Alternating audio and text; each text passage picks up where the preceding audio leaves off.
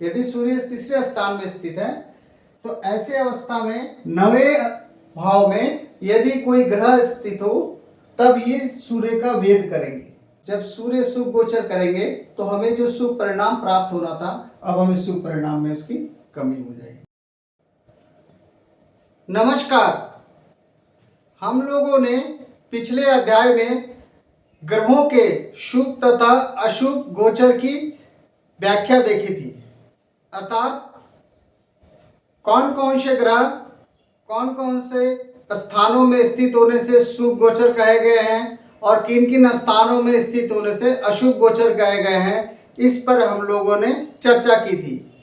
आज गोचर के अंतर्गत अध्याय संख्या 3 में हम लोग यह चर्चा करेंगे कि सूर्य के शुभ गोचर तथा वेद स्थान।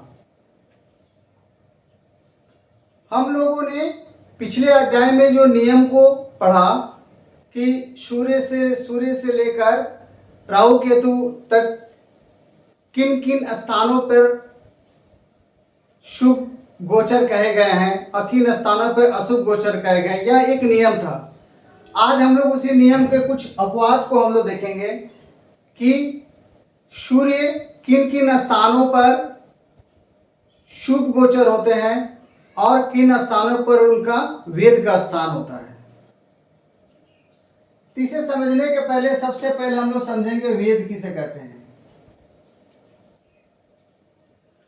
वेद का अर्थ होता है बाधा डालना, अर्थात अवरोध उत्पन्न करना।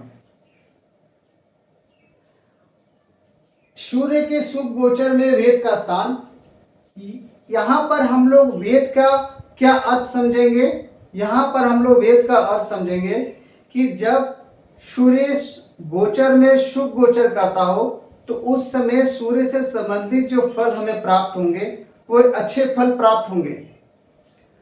परंतु यदि वहां सूर्य किसी ग्रह से वेद होगा तो ऐसे परिस्थिति में सूर्य की जो शुभ गोचर थी उससे जो परिणाम आनी थी उसके परिणाम में कमी होगी, उसके परिणाम पूरे प्राप्त नहीं होंगे। इस प्रकार हम लोग वेद को समझ सकते हैं।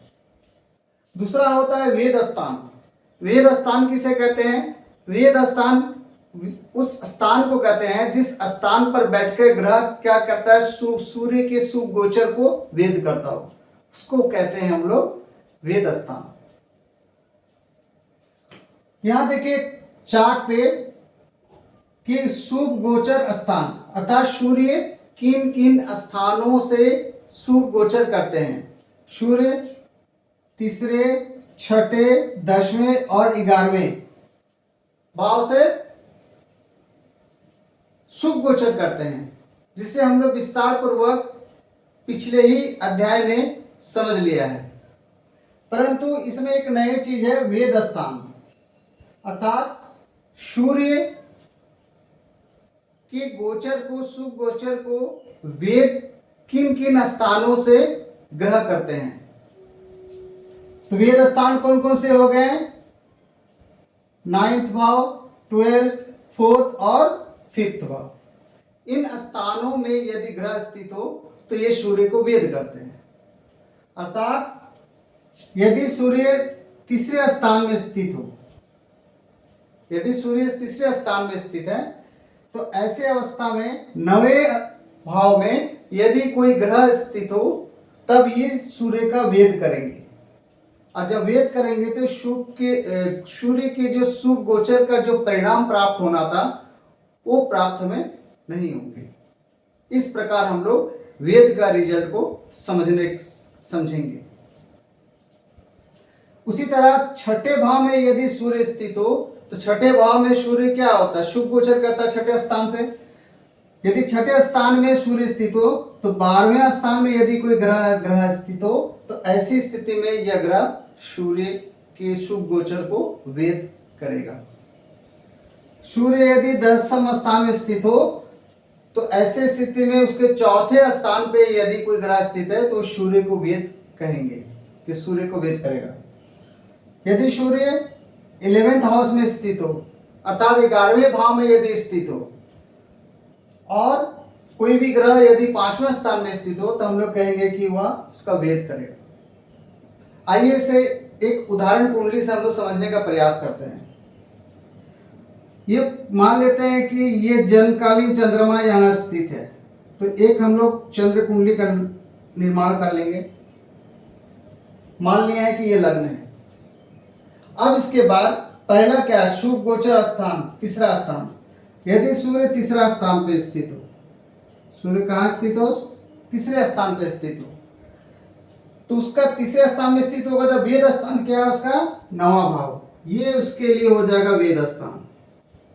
अर्थात सूर्य यदि यहां स्थित हो तो उसका वेद स्थान कौन सा होगा, नवा भाव होगा। और कहां से देखेंगे हम लोग, जन्मकालीन चंद्रमा को लग्न बनाकर हम लोग देखेंगे, इसे नहीं भूलना हम लोगों को। तो यहां से स्थित होकर इसको वेद करेंगे। यदि सूर्य तीसरे स्थान में स्थित है तो, यदि सूर्य छठे स्थान में स्थित है, यदि सूर्य छठे स्थान में स्थित है तो उसका वेद स्थान कौन सा है, 12वां। इस स्थान में कोई ग्रह बैठकर उसको क्या करेगा, वेद करेगा। इसे हम लोग ट्रायंगल से कर देते हैं कि इस स्थान को इस स्थान से वो वेद करेगा। तीसरा है 10वां स्थान। सूर्य 10वां स्थान में शुभ गोचर करते हैं, तो सूर्य जब 10वां स्थान में स्थित होगा, यदि चौथे स्थान में अगर कोई ग्रह बैठा हो तो वो क्या करेंगे, उसका वेद करेंगे, ये इसका वेद करेंगे, चौथे स्थान में स्थित होगा। चौथा, जब सूर्य एकादश भाव में स्थित होंगे, सूर्य एकादश भाव में स्थित होंगे तो यहां से शुभ गोचर करेंगे, तो वेद स्थान उसका कौन सा हो जाएगा, ये 5वां भाव हो जाएगा, ये भाव हो जाएगा उनका वेद स्थान। अर्थात इस स्थान से वो क्या करेंगे, वेद करेंगे। इस प्रकार हम लोग समझ सकते हैं कि सूर्य के शुभ गोचर को किस तरह और किस स्थान में बैठ के ग्रह वेद करते हैं। अब आइए हम लोग ये समझते हैं कि कौन कौन से ग्रह वेद स्थान में स्थित होने से सूर्य के शुभ गोचर को वेद करेंगे।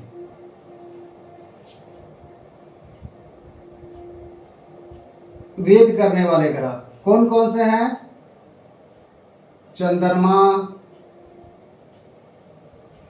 मंगल, गुरु, राहु और केतु, ये 5 ग्रह।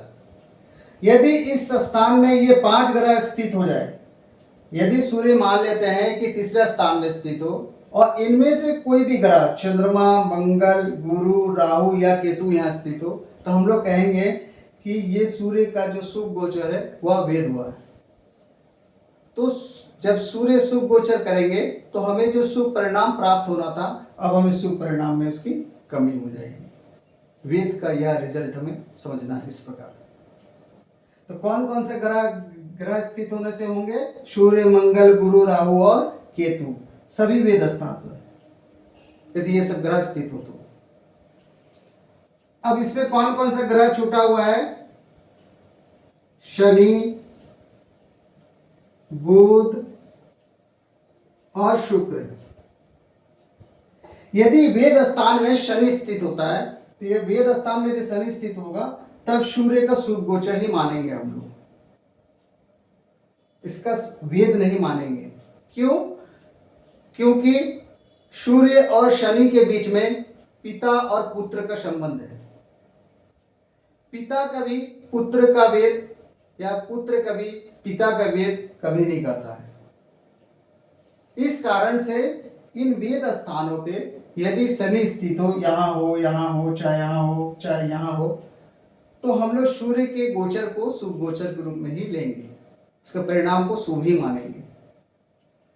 इसके अलावा बुध और शुक्र, चूंकि बुध और शुक्र आंतरिक ग्रह, आंतरिक रूप से सूर्य के पास ही होते हैं, जिसके कारण ये सूर्य से बहुत दूर नहीं जा पाते हैं, जिसके कारण ये वेद नहीं कर सकते हैं, बुध और शुक्र।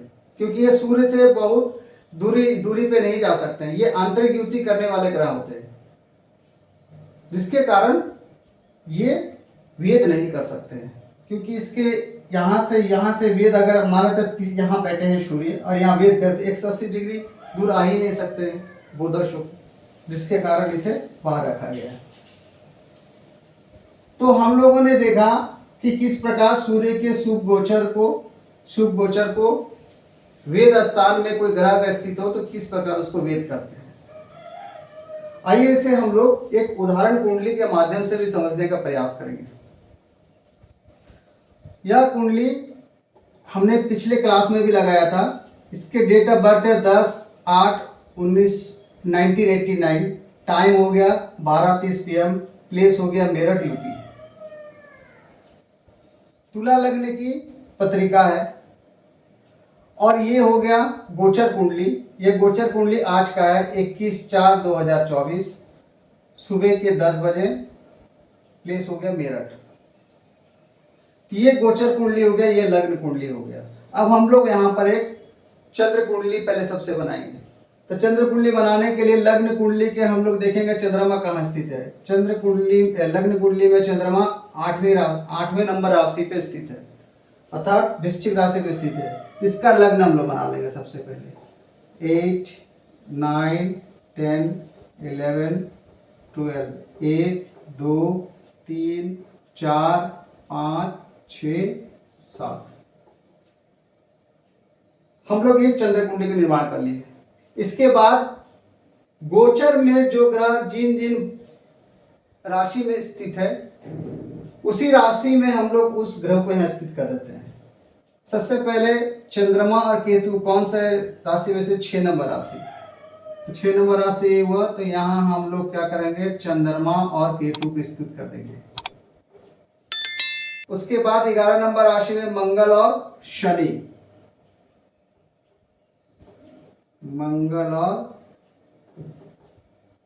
शनि।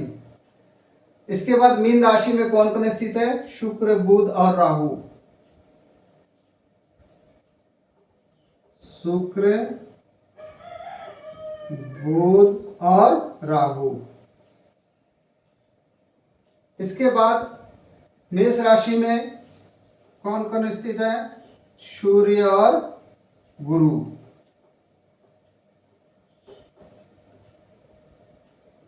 एक, दो, 3, 4, 5, 6, 7, 8, 9।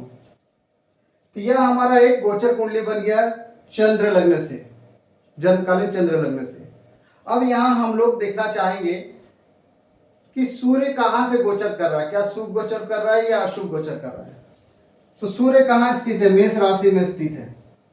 तो मेष राशि में सूर्य स्थित है। तो यह जो भाव है कितना नंबर भाव हो गया, 1, 2, 3, 4, 5, 6, छठा नंबर भाव, छठा नंबर। इसका मतलब है कि सूर्य जो है इस पत्रिका के लिए शुभ गोचर कर रहा है, अर्थात सूर्य यहाँ पर 6 नंबर राशि में स्थित है, क्षमा चाहते हैं, छठा भाव में स्थित है, छठे स्थान में स्थित है चंद्र लग्न से।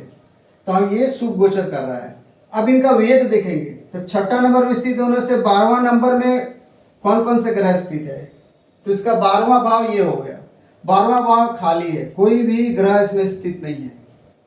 तो इसका मतलब है कि इस जातक की पत्रिका में सूर्य जो है शुभ गोचर कर रहे हैं और उनके परिणाम भी अच्छे देंगे सूर्य से संबंधित। यदि इनके 12वें स्थान पे यदि चंद्रमा, मंगल, गुरु, राहु या केतु कोई भी स्थित होता तो हम लोग कहते हैं कि वह उसका सूर्य का वेद कर रहा है। तो ऐसी परिस्थिति में हमें सूर्य के परिणाम में कमी प्राप्त होती है।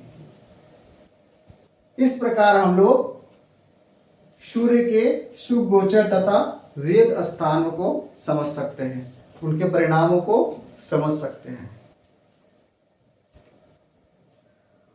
आज बस इतना ही रखते हैं। उम्मीद करता हूं कि आप लोगों को यह छोटा सा ज्योतिष का ज्ञान समझ में आया होगा। यदि समझ में आया हो तो कृपया चैनल को सब्सक्राइब, शेयर, लाइक जरूर करें। इस वीडियो को अंत तक देखने के लिए आप सभी दर्शकों का बहुत बहुत धन्यवाद। नमस्कार।